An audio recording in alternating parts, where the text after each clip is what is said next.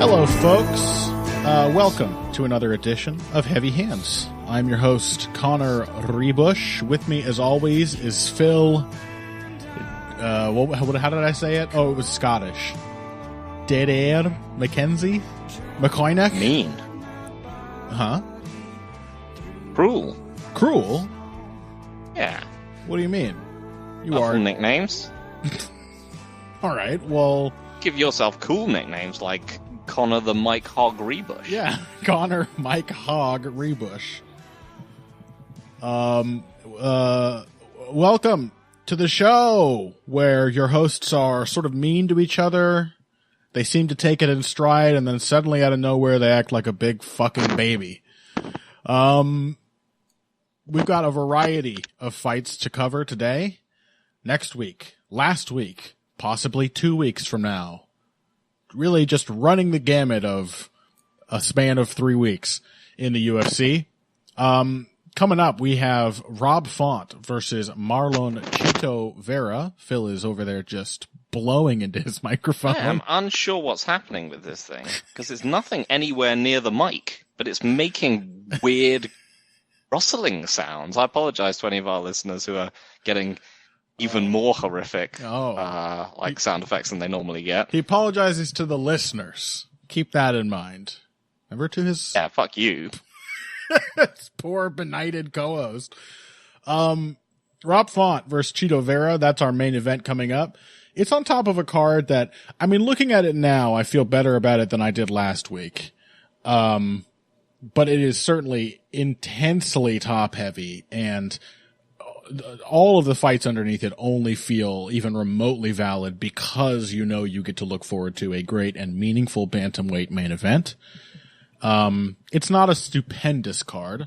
Last week's card was topped by Amanda Lemos and Jessica Andrade, and while, as you said, Phil, maybe a bit out of our wheelhouse because it was largely defined by weird, quick submissions, was still, I thought, a very entertaining card, which lived up to my high expectations for it as a fun fight night to watch. And then in 2 weeks, we've got UFC 274, which, in my opinion at least, is looking damn stacked. And I think we're probably going to talk about a flyweight fight from those prelims later on today. Brandon Royval versus Matt Schnell, which I feel like I must have discussed before with like Zane. Was this one that was rebooked? I think you're just getting like PTSD from all the times that Schnell versus Alex Perez was booked. You are absolutely correct. Yeah, and now they've just given up on it. Something they could probably stand to do more often when a fight is that obviously snake bitten.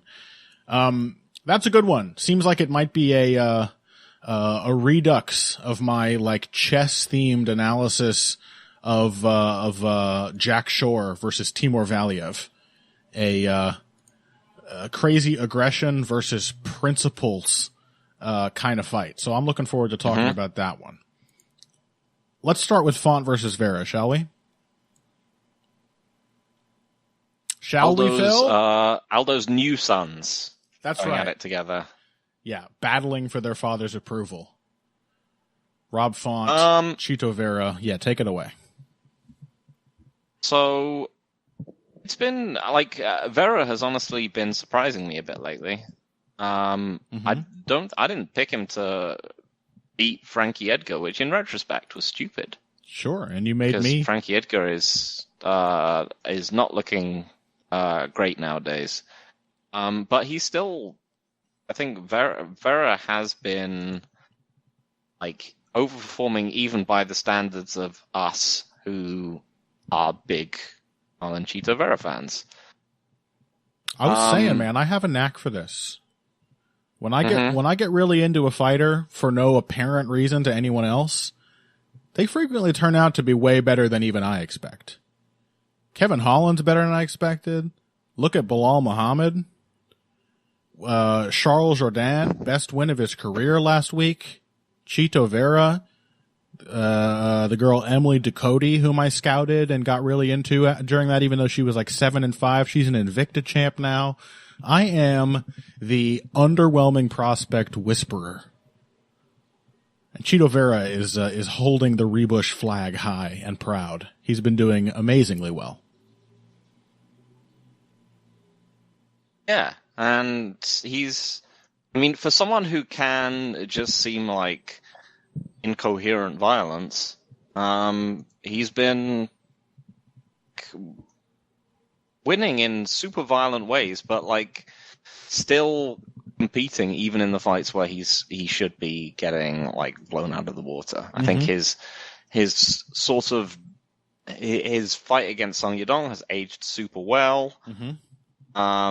As I said, I think I didn't give him that much of a chance against Edgar just because of his historical flaws in takedown defense. But he's actually like, and I'm surprised and happy to see him getting like a main event against someone like Rob Font. Like neither of these guys are super well known, but they're both really exciting, and they're both they're both really exciting, and it's in a great division, and it should just be a cool fight. But on the other hand, I'm like, how does Cheeto win this? Because I think the main thing that really used to hold Rob Font back was a tendency to disintegrate down the stretch. Yeah. We've talked about him as a rope fighter. And I think, that was something that Aldo was still able to capitalize on in sudden, massive bursts. He would overwhelm him and hit a clean counter that would win him the entire round. It's still really notable that Font kept being able to recompose himself after that kind of thing happened against Aldo. It wasn't just that he just got flooded once it happened. I mean, he was doing more of the flooding, to be honest, throughout the fight. Yeah. Just singular moments, as you said. Yeah, he just he kept just getting back to what he was doing. And so if there was some kind of idea that he was that he could just be overwhelmed again, then I might necessarily think that there would be a chance for Cheeto to pull like the same thing that he did against John Lineker. He was able to just sort of push him into the clinch and start fucking him up late. But as it stands, I'm not really sure that Rob Font doesn't just keep Cheeto on the end of his jab. Because I'm still not sure what Cheeto's main tool for... Like, what his main tool for fighting and just a neutral space exchange is. Yeah. He jabs more, he low kicks more. But if you look at someone like Rob Font, it is someone where he has his entire game built around a singular tool. Yeah, the jab. He's just built out and developed on it over time. But Vera is so much dependent on being that guy who just waits for the...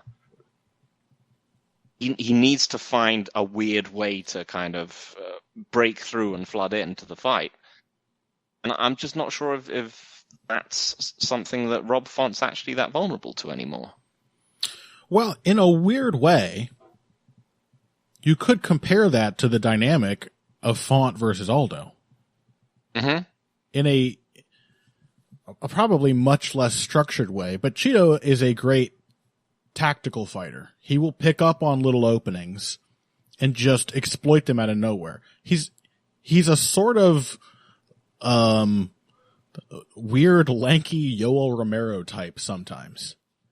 Yeah. Where long stretches of the fight can go by without him seem to have any coherent plan. But I think he is better than we have given him credit for in the past at just picking up on little patterns and spending that time getting a read on the opponent's rhythm and timing. Sometimes not nearly as proactively as you would like, but just sort of inexorably pressuring a little more round by round until he can time one of those reactions when it happens and capitalize. So you could have a bit of an echo. This gets into the other thing that makes this one difficult. Who's a good parallel for either of these dudes on either dude's record?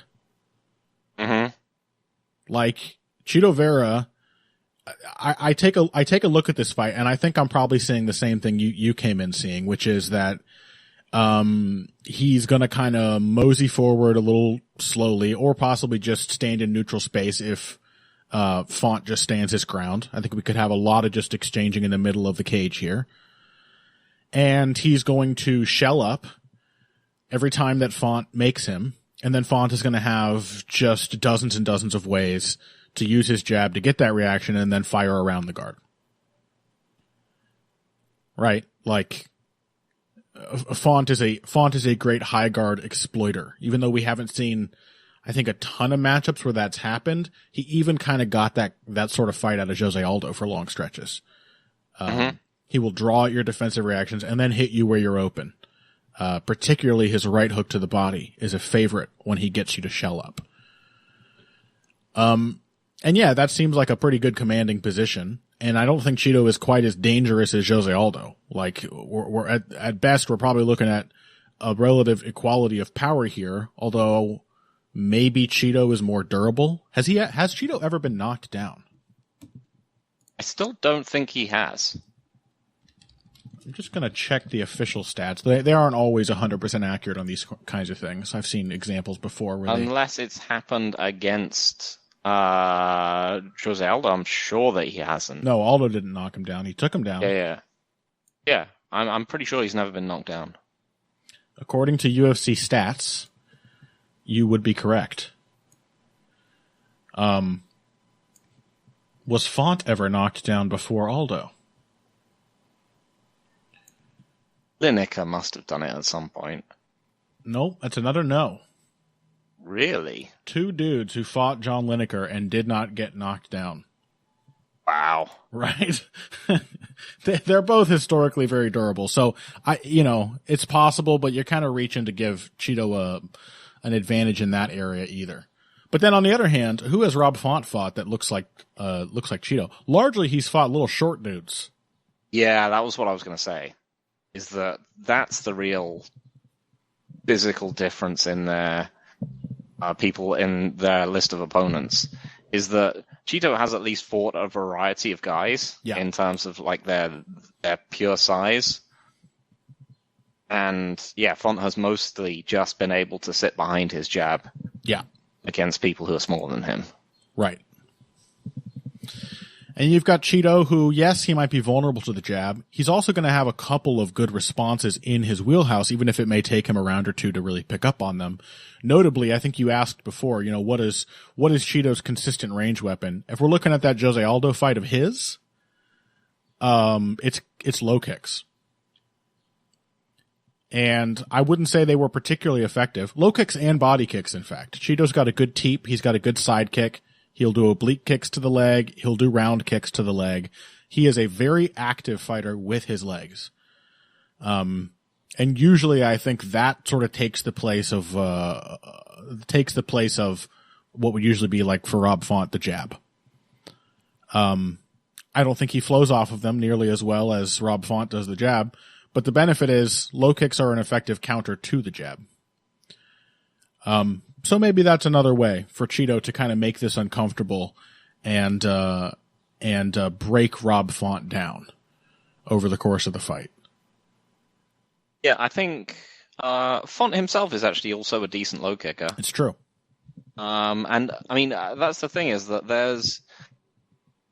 despite the sort of philosophical disparity between the two, and I think there's a reasonable amount of like toolkit similarity in the way they approach things on the feet. Things they can do. Yeah. If Cheeto has any key weapons, they are sort of he does jab, he does low kick, and I mean they're both actually, I think, really good snap kickers. Yes, Cheeto's got a great liver shot. Font's got a great right hand to the body.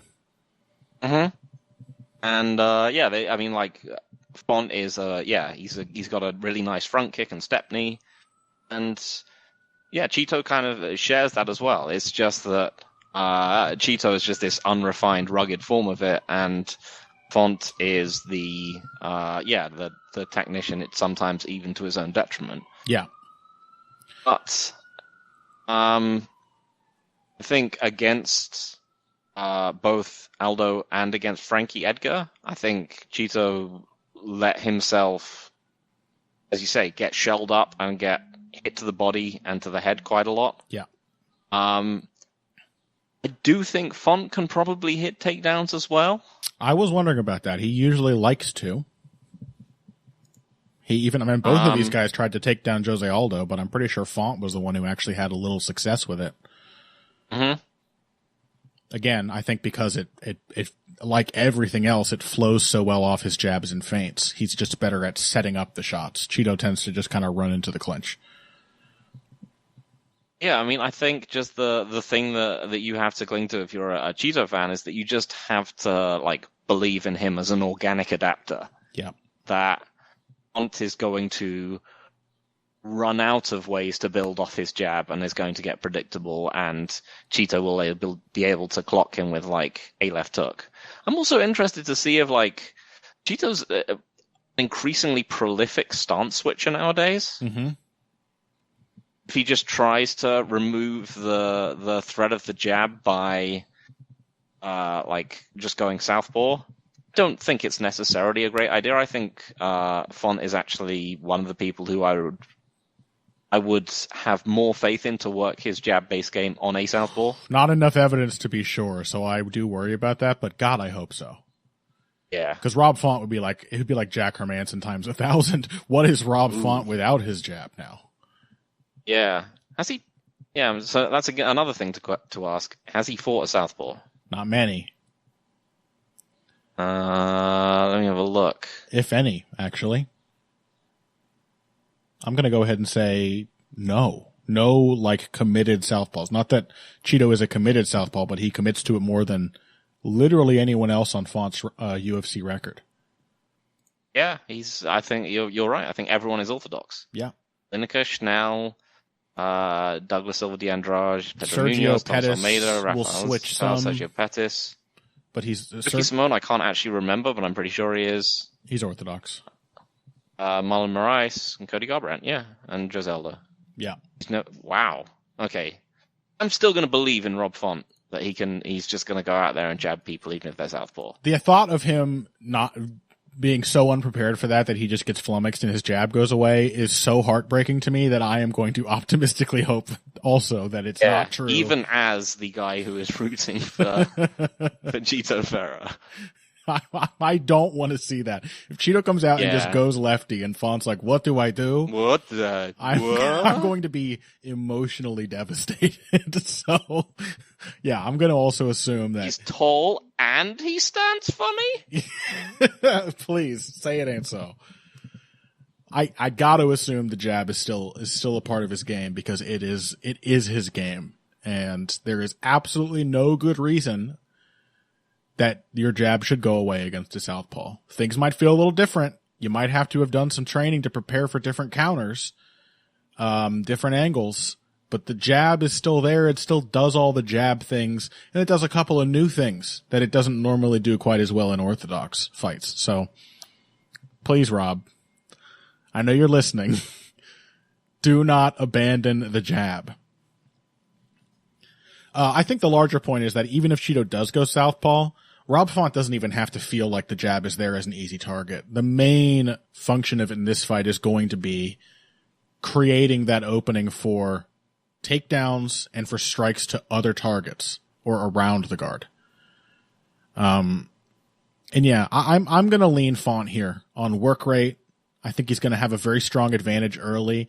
I think oddly, given what you were saying at the very top of the segment, Cheeto is the guy more prone to falling out of a fight if things just refuse to go his way. He's had some really notable moments of just getting mad and working himself in, and that's always a possibility. I think it's more likely.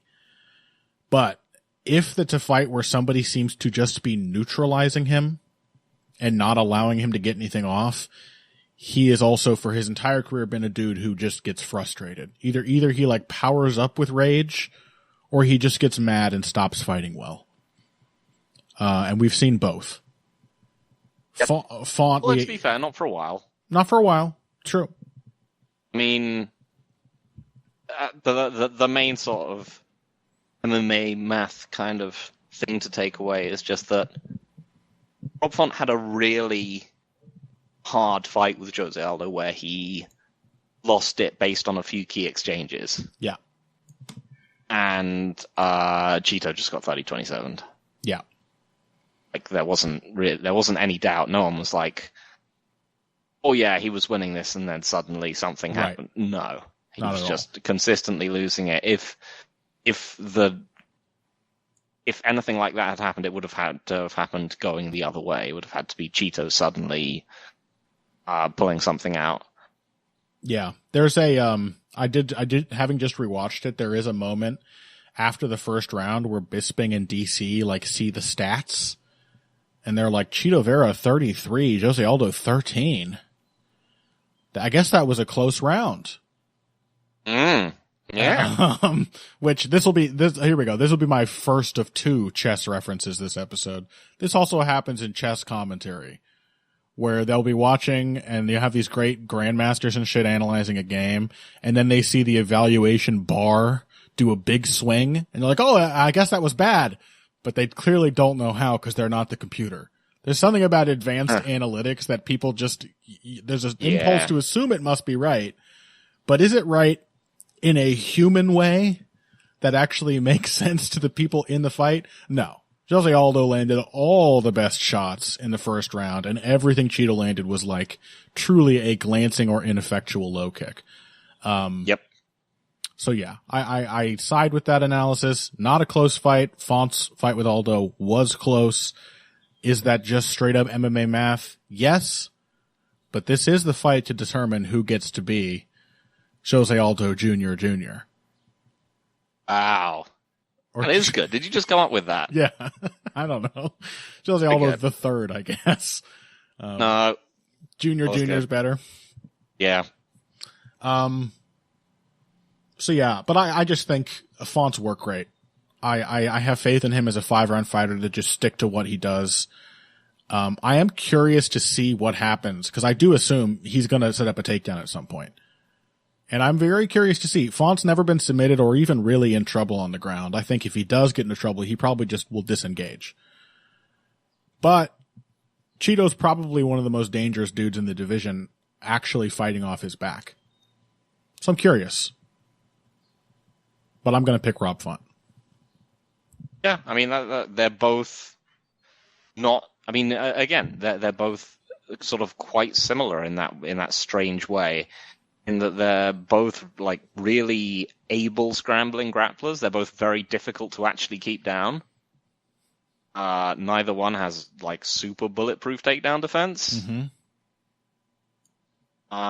But yeah, I think Rob Font is more likely to be the one to go for the takedowns. But yeah, should they hit the mat, I sort of expect it might be one of those ones where we just get quick, very we get a very quick, very like dynamic scramble, and then both just back up again. Yeah, that sounds about right. Sort of a wash through shared potency. Yeah, because I'm struggling to think of like Font really keeping anyone down. Right. Yeah, better takedown artist. Cheeto's probably the better top control grappler, but once again, that sounds like a wash. I doubt Cheeto's going to. I would be more surprised if he gets Rob Font down, to be honest. I mean, he's going to have to get into that range first. So yeah, Rob Font it is. You know who I think the best analogy for at least one of these guys? I think for Rob Font, I think it's. I mean, for Vera, I think it's Song Yadong. Is the most like Rob Font? Yeah. Yeah, probably. Not as long, but faster. Mm-hmm. Hits harder. Has a bunch of equal exchanges. Honestly, I would say Rob Font is a little more reliably methodical, process-driven than Song Yadong. Yeah, I mean, Yadong was just. I mean, he was just very young in that fight. Yeah, he's clearly very focused on being process-driven, but it was ultimately like, what if I exchange with you and just hit harder, cleaner punches? Mm-hmm. That's what decided it. But it was close. I hope it's half. Yes. If it's half as good as that, I will be very happy to watch it. Yeah, that was a great fight, and I hope this is a great fight. It should be a great fight. Yeah, I think so. Yes, I do also favor Rob Font. I think it's going to be hard for Vera to pull back through the array of little subtle tricks with the jab and the combinations that Rob Font can throw, and I don't trust Vera to be able to actually stay on top of him. Yeah. Once that happens, as I might have done in the past. So yeah, Rob Font, I think, probably by decision, because they're both outrageously durable. And co-signed. Looking forward to it. And that's it. That's the whole card, folks. After this, we are going to look back at Lemos versus Andr&ade and probably do a sort of scattershot review of as much of the undercard as we can cover there. Anything, of course, as always, that doesn't make it into this episode, you will hear as a bonus episode. And we've got sort of a harebrained idea for another topical discussion that might be mashed together with that. And whatever comes of that, you'll be able to find it on our Patreon. Lemos and Andr&ade after this. Hey everybody, thanks for listening to this week's Heavy Hands. If you like what you hear, please consider pledging to support the podcast on Patreon. Patreon is basically continuous crowdfunding. You sign up to contribute a certain amount per month to help us with production costs and the like, and in return you get rewards ranging from a mention on the Heavy Hands website to a question or topic of your choice being discussed on the show. We have a lot more in the works to reward you for your help, and we appreciate every contribution. No amount is too small. Just head over to patreon.com and find how you can help out, the only show dedicated to the finer points of face punching. Now let's get back to it. Hey folks, welcome back to Heavy Hands. Jessica Andrade, Amanda Lemos, the women's strawweight fight at the top of last weekend's UFC Fight Night card. And as you said earlier, Phil, a lot of submissions. Yep. A lot of weird submissions. Weird and cool. Weird and cool. I did say about this fight, all I want is for it not to be over too quickly. And it kind of was. So this is probably the only part of the card that I felt slightly let down by, made up for by the fact that the submission was so very strange and unusual. But I don't know. Is there anything to take away from this about either fighter? Yeah, I mean, there's a few things I think. I mean, primarily, firstly is a strategic thing. I've heard. So what did you think of Andrade's strategy? Because I've heard a bunch of people being like, what was she doing waiting out at range against Lemos? She was just gonna, she was losing that round up until then. Yep. And she really should have just gone after her. Why was she fighting defensively on the outside?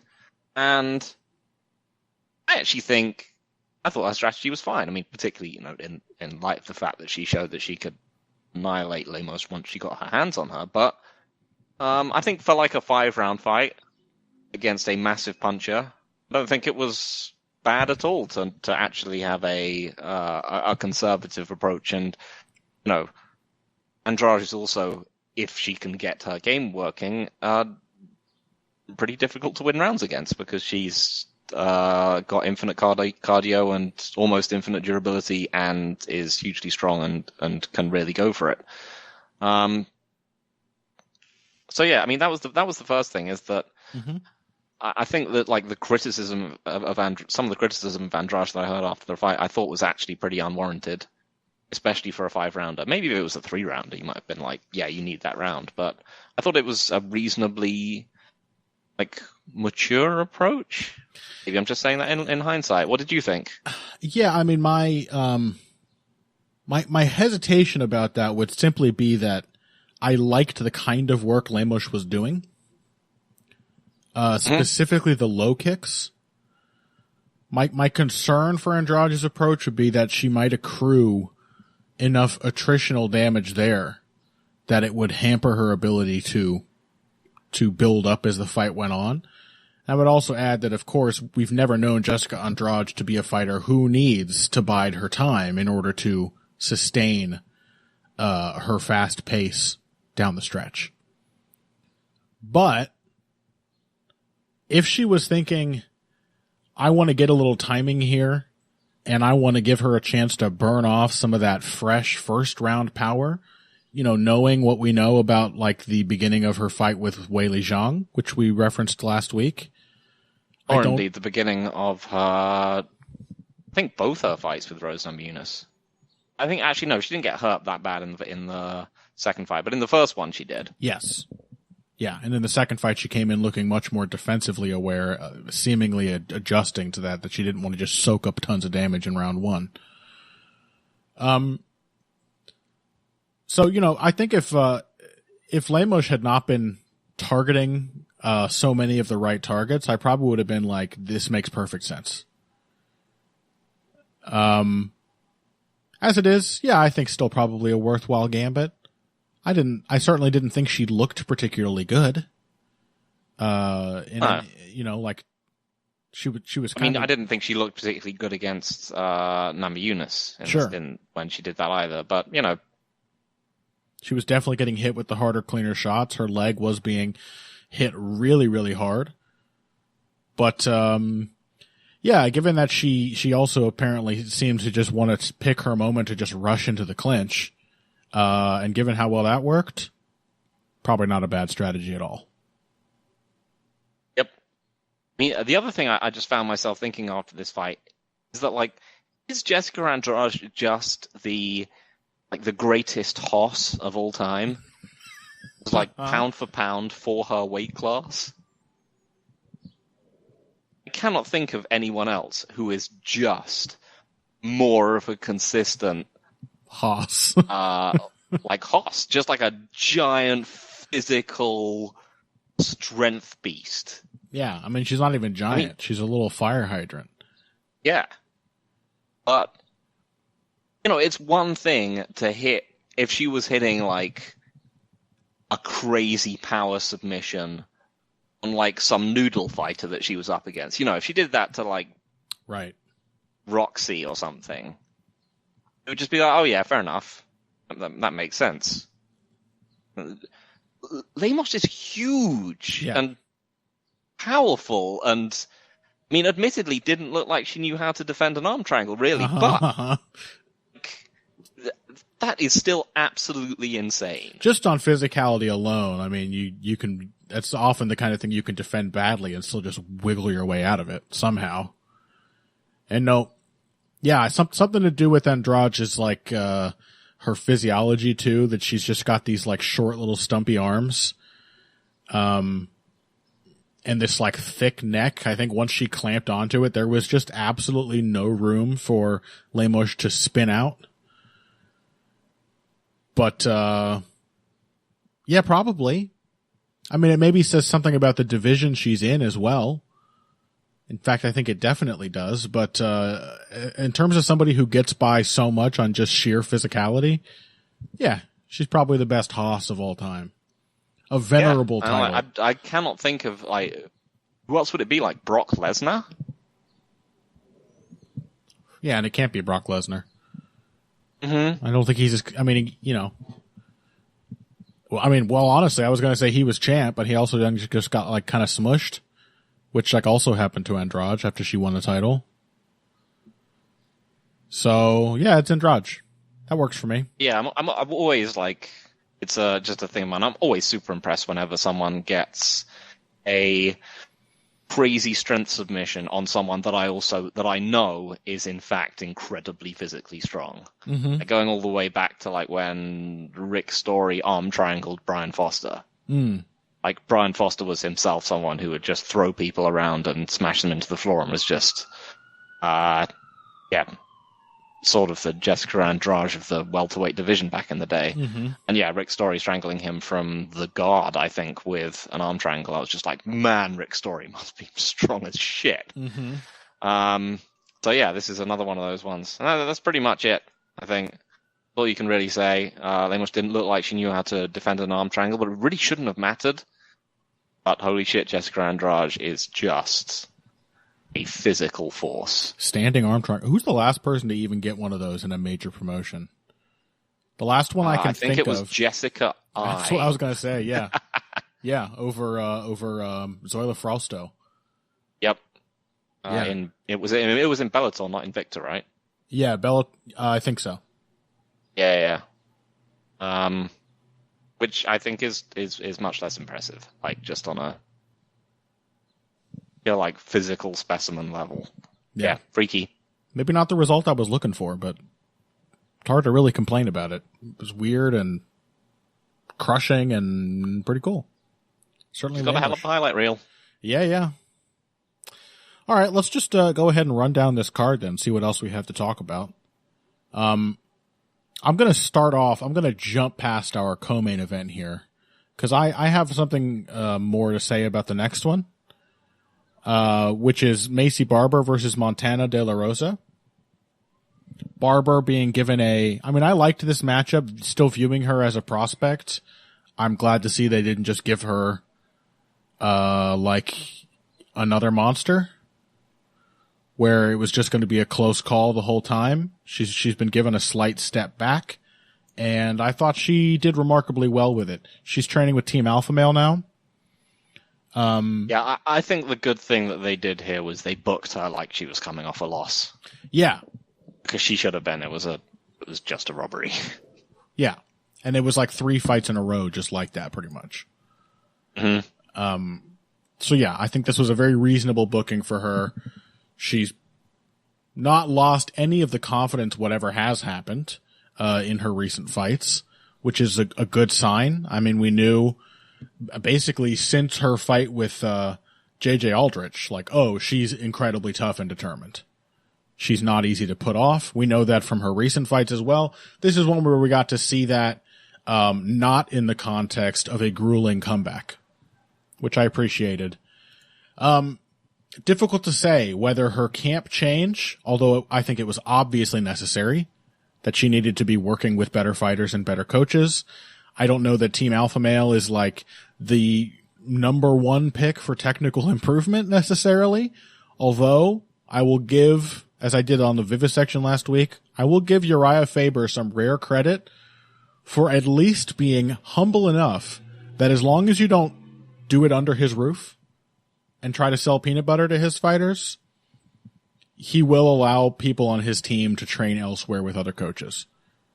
It seems to be Team Alpha Male is now becoming more of like a network kind of gym.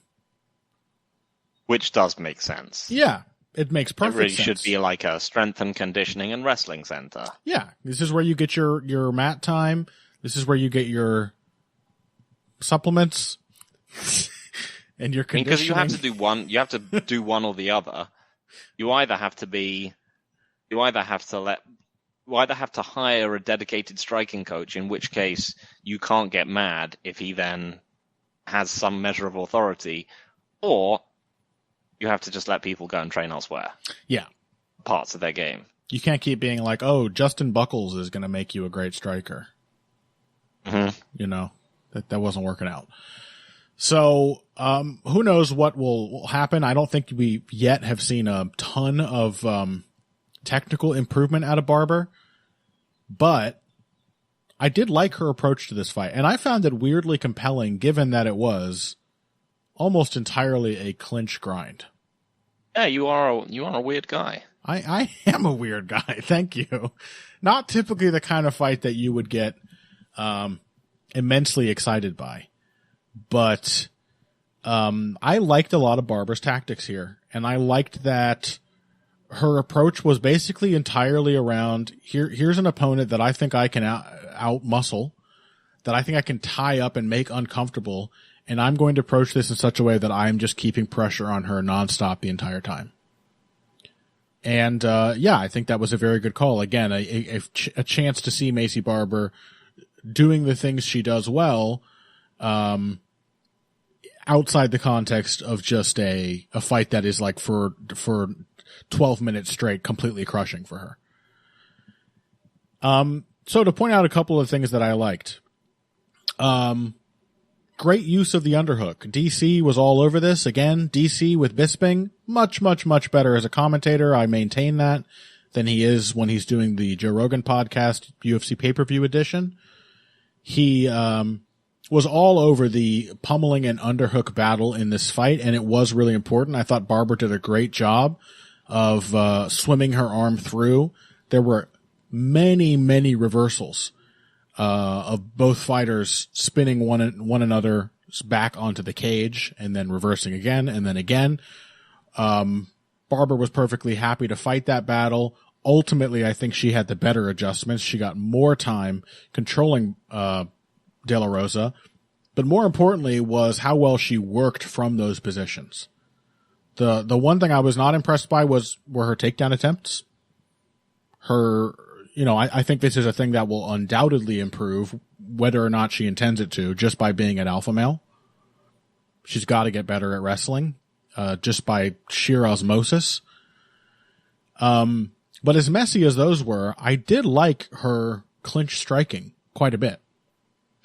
She used her wrist control to set up some really nice elbows. They were relatively few and far between, but I thought her moments were really well chosen.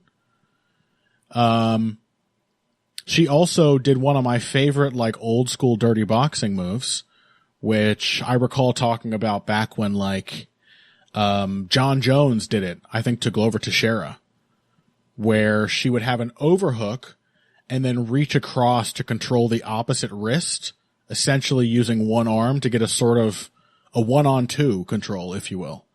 One arm keeping both arms pinned, even for just a moment so you can land a clean shot. She also did the cross wrist behind the back, the Khabib special, the Dagestani handcuff, which I'm surprised Michael Bisping didn't say. She did that from a standing position, which is another super effective move that I'm seeing fighters do more and more. And, would again, essentially keep one of, De La Rosa's arms out of the equation just by the position of her body, use one hand to control the opposite arm from behind, and then wail away. And man, does Maycee Barber pack an insanely serious punch from very close range. De La Rosa ate maybe, I could look at the stats here. I'm going to say maybe 20 strikes to the head over the course of the whole fight. It wasn't a lot. And yet, it felt like a testament to her chin, that she managed to survive all of them without even getting knocked down, because she was getting her head just bounced off the fence by Maycee Barber, throwing these short hooks, and also, of course, eating some devastating elbows. And then otherwise, Barber did a great job working knees to the body, knees to the leg, some really nasty foot stomps right at the beginning that kind of went away pretty quickly. But I just thought she did a really good job of just sort of breaking an opponent down and maintaining control, not getting discouraged by any of the long stretches of positional battling. And then when she had a moment to deliver a good strike, she delivered really, really good ones. Just going to tell you the stats real quick to find out how correct my memory was. Significant strikes, 50. Let's find out how many were to the head. 31. It's not a lot. Not a super fast-paced striking battle here. She only threw 63. So she landed the vast majority of the strikes she threw because she was essentially controlling De La Rosa's body the entire time that she was throwing those strikes. I was impressed with it. I thought De La Rosa looked pretty bad, to be honest. Yeah, the counterpoint to this is that, she's been, she is a good clinch striker, and I would say that has sort of always been best part of Barber's game, is that she's just been able to crash into the pocket behind a flurry of strikes, but then once she's in there, she's just pretty big and violent. She is clearly one of those fighters who is guessing every moment she's at range, and then once she has an actual feel for how far away her opponent is, she can be a pretty devastating striker. So yeah, I think the issue at the moment is that she has to be, not only is that the best part of her game, but it's the part that she has to use, because she's neither a good range striker nor an effective wrestler. Right. At the current point. So I like for me, I think it's just it's more of a holding performance because it's still quite a skilled division, and I think in terms of just being able to sort of out physical and get her game running, this is probably it's not going to work against many people that much better than Montana De La Rosa. No. She needs to have a part of her game work more than this. Yeah. Although, if her wrestling did improve, the idea of her getting into a clinch fight someday way down the line with Shevchenko is pretty funny. Mm-hmm. Yeah. Like, if she could make that kind of game work at a higher level, it could be a quite discouraging kind of game to play against Shevchenko. She'd also give up a takedown to Montana De La Rosa, though. She would absolutely get taken down by Valentina at this point. No question. Mm-hmm. And she would also, by the way, this is the main issue I had with De La Rosa's performance, because for a little while she was doing okay in the clinches. She was managing her position pretty well. I think she started to get worn out because Barber is just another hoss. Yep. But the real issue with Montana De La Rosa, which would absolutely not be an issue against someone like Shevchenko, it hardly even bears saying, is she was utterly ineffectual at range. And keeping Barber out of those clinches, especially after they started to go really sour for her. It's almost as if because she did win a scramble and got some good mat time in round 2, I almost feel like she just accepted that she was going to get clinched and was like, maybe I can make something happen again. But it wasn't even like she was that successful with the ground time. You know? She still lost that round in my book, and in the judges' books too. 30-27s across the board.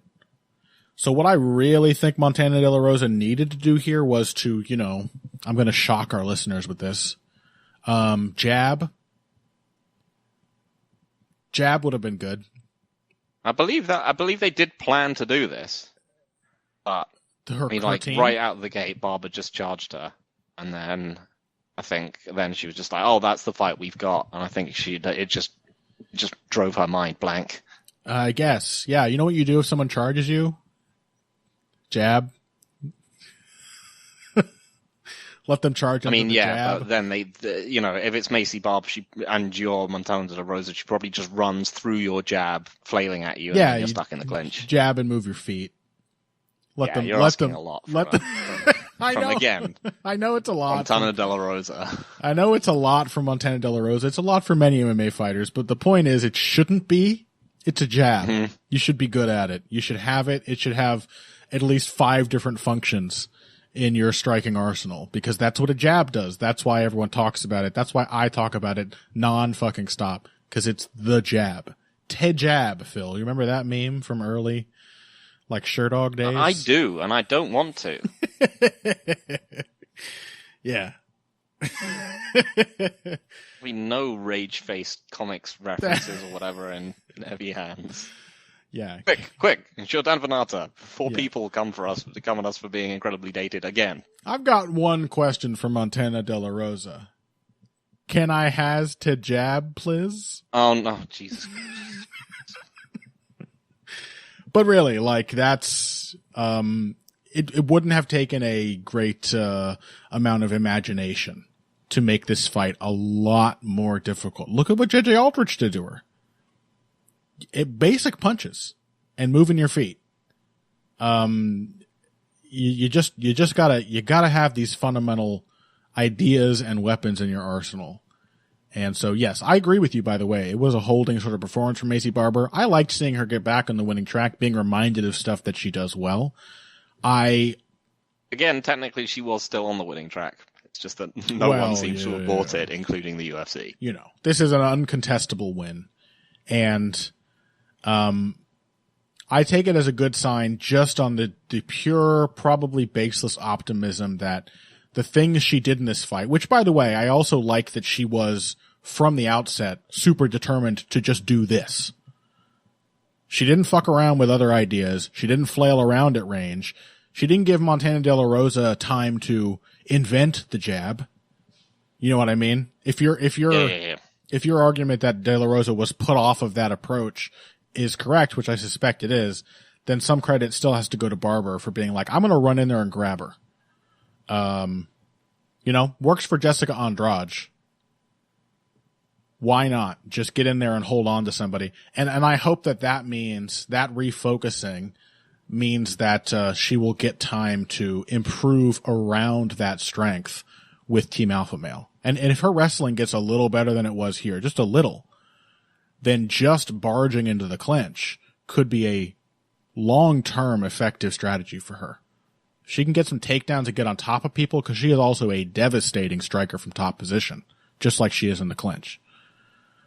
So yeah, I take a holding pattern as a good sign for Macy Barber at this point. She's still just 23. I like that she changed camps wherever she went. She can't just be like training under her dad or whatever it is the whole time.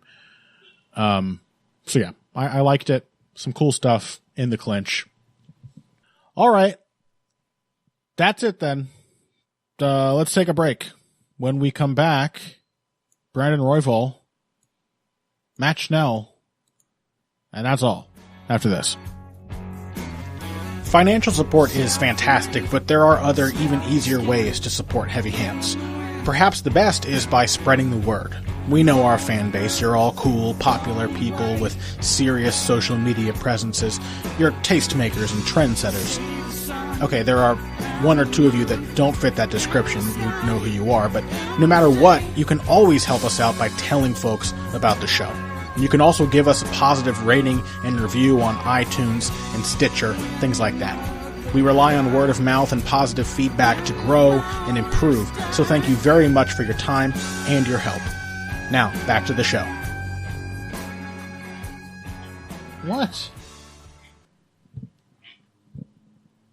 I have a cat yelling at me. Why have you suddenly gotten very quiet? Sorry, I'm leaning away to pet a cat. Was that what you were saying what at? Yeah.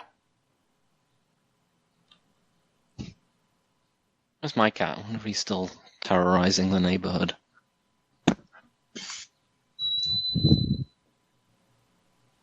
don't see him anywhere.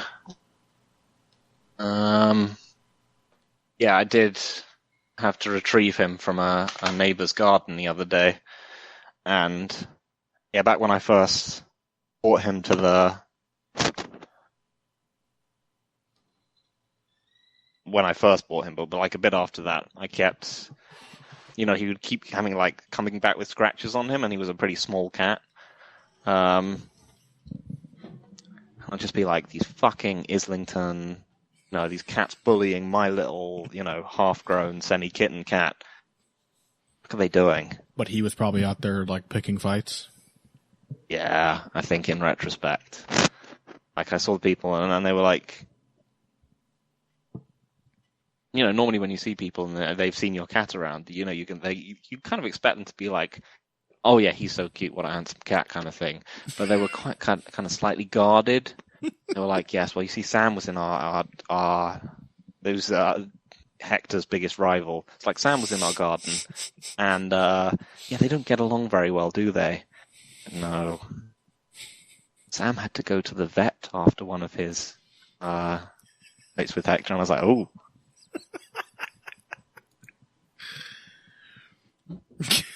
Your cat's a piece of shit, dude. Yeah, I know. He is the problem. He's a... Welcome back to Heavy Hands. We're looking ahead now to UFC 274 and an absolutely jam-packed card. Phil, you were questioning that status rather stupidly, I think. It is kind of jam-packed with old people. Yeah, I know that people... to be honest, it's one of those ones where you watch it, and every... when you're actually watching it, because every fight that comes up, you will get a little warm surge of recognition because you know these people really well. That's all I want. That's all I want, Phil. I want an MMA Marvel movie. I know that reference. I know that. That's familiar to me. That's all I want. Yep. No, but I think I'm always saying, the best cards are a balanced diet. You get a little bit of everything. You get a whole ass buffet, and UFC 274 is looking like that. Oliveira Gaethje. I think it's a little focused on aged stake as you go down the card, but only a tiny bit. Royval Schnell is certainly a standout of like young relevant fighters in the prelims. Yep. But I would also say we've got Tracy Cortez and Lupita Godinez down there on the early prelims. Two young promising fighters. And then Randy Brown Chaos Williams is like a kind of relevant fight as far as anything can be relevant at welterweight, given that no one ever gets to be ranked on the featured prelim slot. And then the main card has a nice balance between cool title fights, one of which is a rematch that will probably go exactly the opposite way this time around, but I'm still a little interested. I have a feeling Namajunas Esparza may end up looking like a Volkanovski, Chan Sung Jung kind of affair. We'll see. I mean, it would be super funny if just like with Blachowicz versus Teixeira, right? People were like, "Oh, well, you see, the champion has developed so much beyond what they used to be. It's like it'd be insane to just expect someone to just be able to run up to them and grapple them, and then it just happened again. It would be very funny. It would be very funny, and I love Carlos Esparza. I've been a fan for ages, so it would be a tremendous story. I would enjoy that. But yeah, it's and then you've got an execution in the middle of the main card. You've got the terrible fight between two broken old men, and then a decent fight between two broken old men.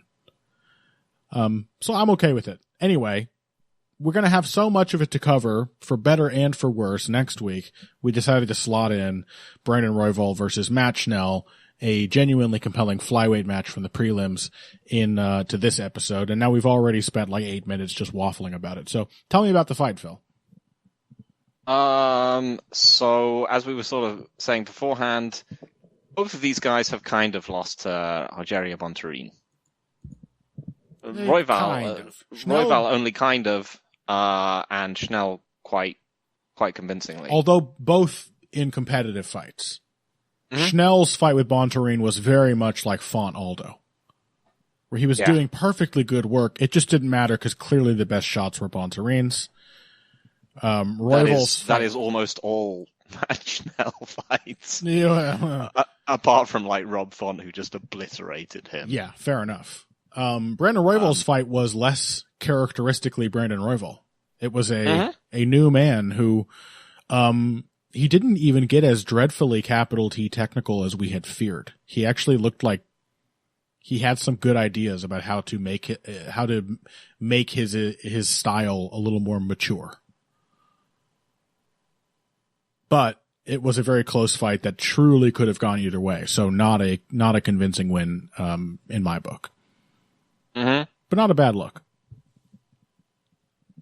Yeah. So, I mean, I think, as in the Bontorin fight, the main question for the Bontorin Schnell fight, I think the main thing which makes Matt Schnell work or not is, do his feints work on people? Yeah.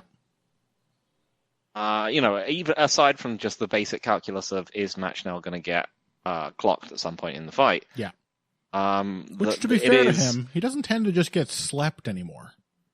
Yeah. He's a lot more relaxed and confident these days. So he does still get hit hard and will lose a round because of it, but it's less of a concern than it used to be.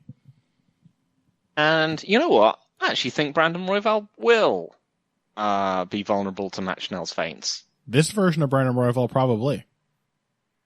Because there were, Bontorin actually did manage to draw him into some counters, because Schnell would kind of leap back out of range when Bontorin twitched at him. And, Bontorin did have a lot of, Royval did have a lot of pressure against Bontorin. Yep. But he was, as you said, he was very twitchy when it came to what was coming back at him. Yep. So I do actually think that he'll be willing to, that he will be vulnerable to Schnell's feints. I mean, I think the basic dynamic of this fight, right, is simply that if you think of if you think of Royval as just being a sort of whirlwind of aggression, and Schnell as being a slightly fragile technician, the thing that you should expect from that is for Schnell to just get put up against the cage and wiped out. Right. And I think that is not hugely unlikely to happen. It could absolutely happen. But I do actually think that he can make his feinting and jabbing approach work against Royval in a way that people might not necessarily be aware of. Like, Royval is not as defensive. It was an advantage. Let me go back to the beginning. It was an advantage for Bontarine that he wasn't even thinking about defense to that extent. Yeah. That he just plowed forward most of the time. I don't think Bontarine. I don't know why I keep getting these guys confused. I don't think Royval is that guy. Secondly, I actually think Schnell is a good offensive wrestler and a very good top control player. Yeah. Which has been a big difference in a lot of his key wins.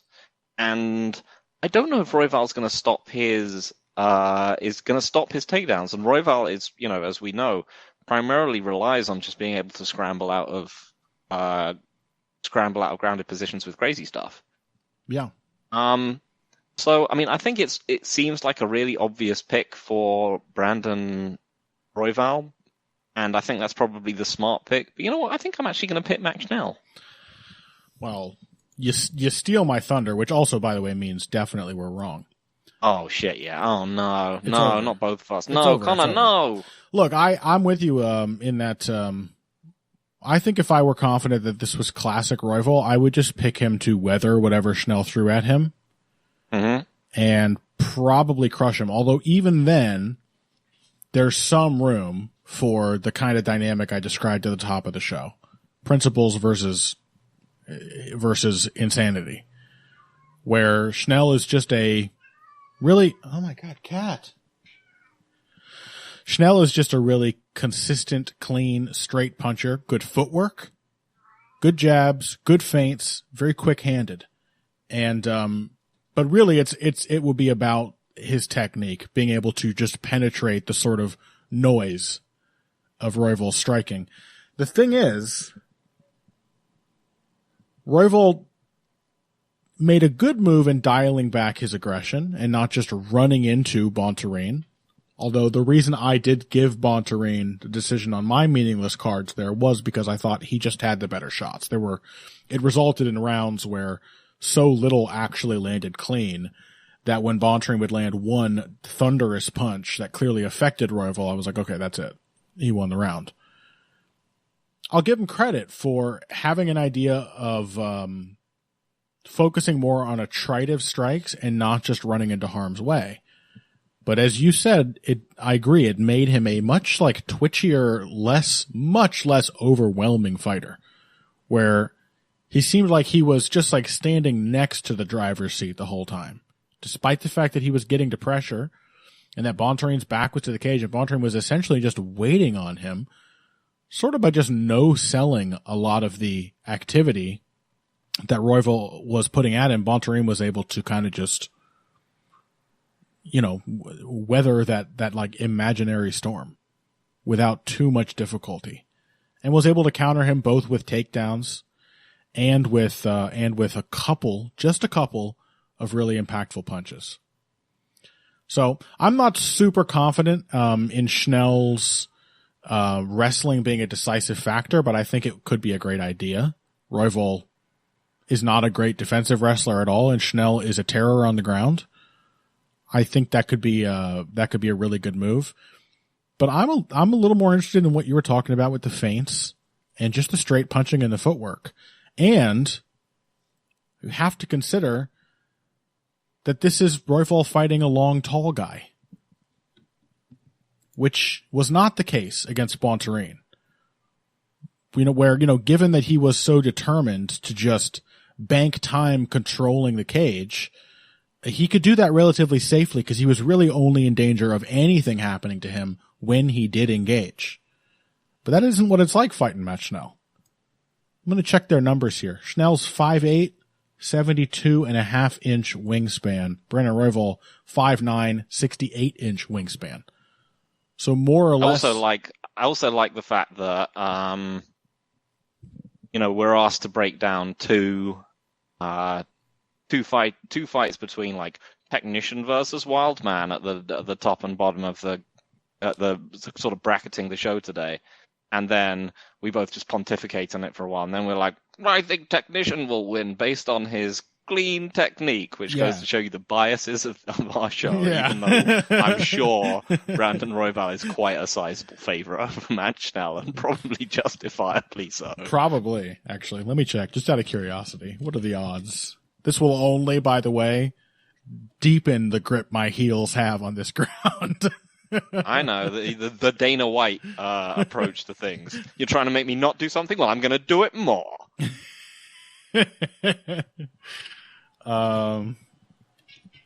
UFC 274 odds. I know this is super entertaining radio right here. What do we got? Control F. Matt Schnell. Schnell is an underdog to the tune of... He's about plus 200. Plus 200. As I can see. So a decently sized underdog. Yeah. I mean, the other thing is this will be a prime opportunity, I think, for Royval to just go back to what he does. Yes. And it would probably work. And I wouldn't pick it to work if Schnell weren't fragile. Yep.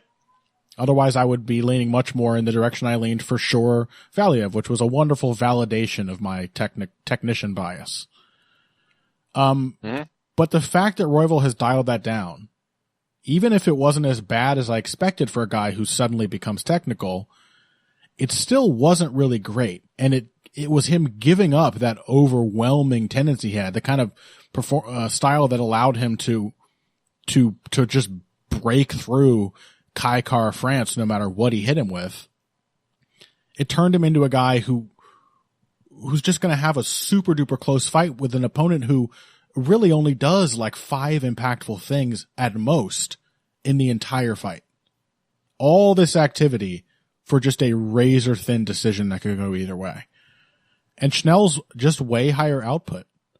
And if you're not going to get in there and chin check him several times per round and just drag him into a brawl, I think he might just be able to pick you apart from a range where Rogerio Bontorin couldn't.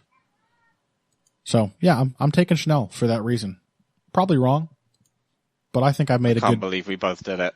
I think I made a good pick. I'll be very curious to talk about this if Royval wins without going back to the old Royval. Because I will say, if he does that, if he's reckless and crazy, it's still always a chance he might lose doing that, but it'll probably work. Yep, I agree. If he wins doing the new Brandon Royval, that is something I'm not expecting. So we'll see. Probably that bastard Zane will make me feel like an idiot by pointing out how asinine this is. Or we'll all pick Matt Schnell and we'll all get to be wrong and be mad at the world together. That would be nice. It would. All right. Well, that's this week's Heavy Hands. Thank you very much to all our wonderful listeners for tuning in once again. And once again, go check out the Heavy Hands Patreon. We had some Lemos versus Andr&ade undercard talk on there. We may be touching on another topic as well after we're done here. Next week, all the rest of UFC 274, unimpressive as it may be to Phil. We've got Gaethje Oliveira for the lightweight strap. We've got Namajunas Esparza 2 for the women's strawweight strap. We've got Chandler versus Ferguson for the Blood God, and many more fights besides from those up and down the run of this lineup. So I'm very much looking forward to that episode. I think you guys are going to enjoy it because that seems to happen when we are enjoying ourselves. And Phil's not going to bring me down. You're not going to bring me down, Phil. I'm going to enjoy that. Yes, I will. Determined now. If you want Phil to bring you down, you should find him on Twitter.com, where he can be reached at Evil Greg Jackson, and my handle, of course, at Boxing Bush, BUSCH. Until next week, thank you once again for listening to us, And if you came here today for the finer points of face punching, you came to the right place. This has been Heavy Hands.